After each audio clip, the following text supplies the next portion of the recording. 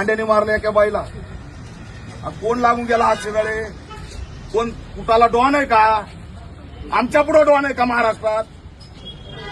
आहे का तो शिराळे डॉन? 4 दिवस झालं का अटक नाही? 3 एफआयआर झाले त्याच्या आधी 2. त्या एफआयआर मध्ये जर कारवाई केली असती तर त्याची हिंमत झाली असती. काही 4 एफआयआर होती, कारवाई होत नाही. मग शेवटी तो मारणार, मर्डर करणार नाही तर काय करणार? 326 आहे का हा प्रकरण? 307 कलम लावलेला नाहीये. 4 दिवस झाला आरोपी अटक नाही.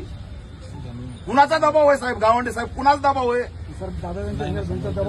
त्या प्रतापराव जाधव असो, कुणी असो, कोण खासदार तुमच्यावर दबाव आणतोय का? मला माहिती आहे त्याचं काय. तालुका अध्यक्ष पक्षाचा म्हणून माणसं मारायचं लायसन आहे का त्याच्याकडे? लाज वाटायला पाहिजे त्या खासदाराला. आतापर्यंत भेटायला नाही आला. योग्य नाही साहेब हे. अहो, दलित आहेत म्हणून आम्हाला न्याय नाही मिळणार. तुमच्यापेक्षा मोठं कोण आहे? कोण लागून गेला तो? ठोका त्याच्या नाडक्या फोडा, हरामखोराच्या. सोडू नका त्याला. आणि धिंड काढा बुलढाण्यात. कोण राजकीय पुढारी झाला म्हणून मर्डर करणार काय? ही बीडची प्रतिकृती आहे. संतोष देशमुख अडवायचं होतं काय?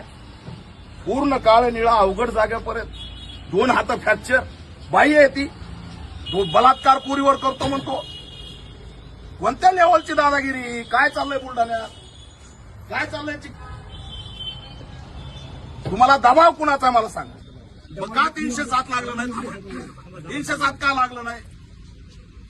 तुम्ही बघा ना, 307 नाही का ते? का 307 लागलं नाही?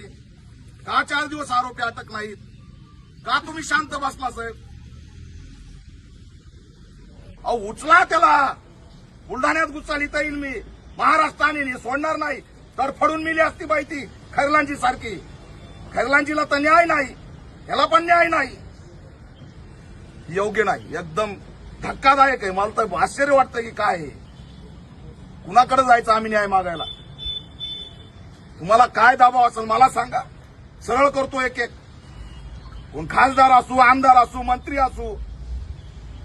हे काय इथं काय हे झालं काय? मोगलाई माजली काय? कुणी उठायचं आणि दलितांना मारायचं? ही अपेक्षा नाहीये तुमच्याकडून. 4 दिवस झाला आरोपी फरार राहतोय.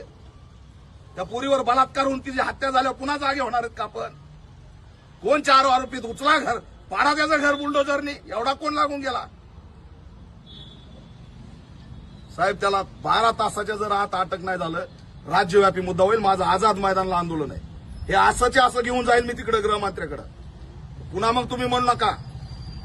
12 तासात उचला त्याला. कुणाला सोडू नका.